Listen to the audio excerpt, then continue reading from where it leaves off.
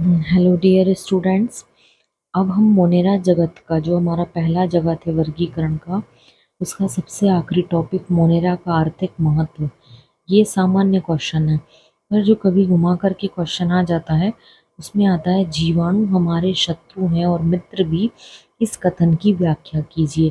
तो इसमें भी हमें मोनेरा का महत्व लिखना है और मोनेरा के महत्व में ये आंसर लिखना है। तो दोनों क्वेश्चन अलग अलग है पर आंसर उसका एक ही है। तो जीवाणु हमारे जीवन में अगर आप देखें तो केवल नुकसान ही नहीं पहुंचाते हैं। नुकसान मतलब केवल रोग फैलाना, चीज़ों को सड़ाना, बैक्टीरियल इन्फेक्शन पहुंचाना, यही काम नहीं होता है। इनके अलावा कई जीवाणु हमारे लिए लाभदायक भी होते हैं। जैसे मैं बात करूं, यदि हमारे जीवन में लैक्टोबैसिलस जीवाणु ना हो तो हम तो कभी दही खा ही नहीं सकते हैं, क्योंकि बिना लैक्टोबैसिलस के दही का निर्माण हो ही नहीं सकता है। तो इस तरह से हम देख सकते हैं कि जीवाणुओं की लाभदायक क्रियाएं भी होती हैं और हानिकारक क्रियाएं भी होती हैं। पहले हम देखेंगे लाभदायक क्रियाएं। तो जीवाणुओं की जो लाभदायक क्रियाएं होती हैं उनमें आएगा कृषि के क्षेत्र में, डेयरी उद्योग में, सिरका उद्योग में, रेशों की रेटिंग में, चमड़ा उद्योग में। कृषि में जैसे नॉस्टॉक जीवाणु जो होता है नाइट्रोजन की स्थिरीकरण करके पौधों में संचित करता है। डेयरी उद्योग में लैक्टोबैसिलस है जो दूध को दही में परिवर्तित करता है। सिरका उद्योग में जो जीवाणु पाया जाता है वो एसिटोबैक्टर मतलब सिरका बनाने के लिए इस जीवाणु की आवश्यकता होती है।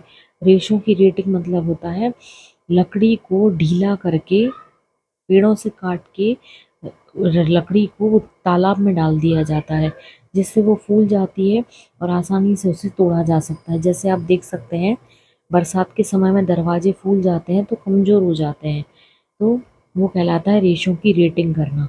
फिर चमड़ा उद्योग में चमड़ा बनाने में स्यूडोमोनास जीवाणु का उपयोग है। मतलब अगर ये जीवाणु ना हो हमारे जीवन में तो हम ये सारे काम तो कर ही नहीं सकते हैं। अब इसके बाद आता है हानिकारक क्रियाएं। तो हानिकारक क्रियाओं में आएंगे जैसे मनुष्यों में जो रोग फैलाए जाते हैं। तो मनुष्यों में जो रोग फैलाए जाते हैं जैसे साल्मोनेला टाइफी के द्वारा टाइफाइड रोग फैलाया जाता है। इसके बाद कोलेरा विब्रियो कोलेरी के द्वारा। ऐसे आपकी किताब में एक पूरी लिस्ट बनी हुई है। पौधों में रोग होता है जैसे नींबू का कैंकर रोग, ये जैंथोमोनासिडी नामक जीवाणु के द्वारा होता है। इसके बाद आता है जंतु रोग, ये बहुत इंपॉर्टेंट है। भेड़ों में पाया जाने वाला रोग है एंथ्रेक्स, जो बैसिलस एंथ्रेसिन के द्वारा होता है। तो कई सारे हानिकारक क्रियाएं भी हैं और कई सारी लाभकारी क्रियाएं भी हैं। इसीलिए जीवाणु जो हैं वो हमारे शत्रु भी हैं और मित्र भी हैं। इस टॉपिक के साथ में ये आप मान के चलो आपके एग्जाम में आ सकता है क्वेश्चन, बहुत इंपॉर्टेंट है 11वीं के लिए। इस टॉपिक के साथ आपका पहला जगत वर्गीकरण का मोनेरा कंप्लीट होता है।